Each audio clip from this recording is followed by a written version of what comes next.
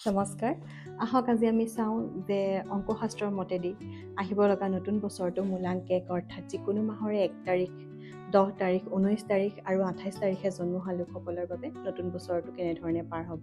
২০২৬ এই সংখ্যাটো যেতিয়া আমি ছিংগল ডিজিট আনো তেতিয়াও 1 আহে, অৰ্থাৎ চান নিউমাৰলজি মতেদি ৰজা।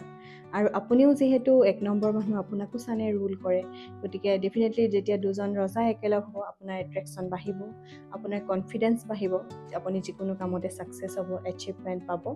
আপোনাৰ অলপমান হয়তো ইগ' বাঢ়িব পাৰে, সেইখিনি কণ্ট্ৰল কৰিব। আৰু আপোনাৰ ইমান দিনে যদি কিছুমান কাম পেণ্ডিং হৈ পৰি আছিলে সেই কামবোৰ ডেফিনেটলি আপোনাৰ এই বছৰটোত হৈ উঠিব।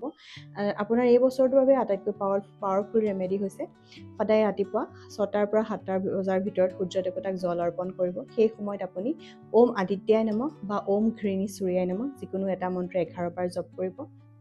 ৰাতি তামৰ পাত্ৰত পানী থৈ দিব, সেই পানীখিনি আপুনি ৰাতিপুৱা খাব। আৰু যদি সম্ভৱ হয় এটা কপাৰৰ কইন নিজৰ লগত ৰাখিব। ধন্যবাদ।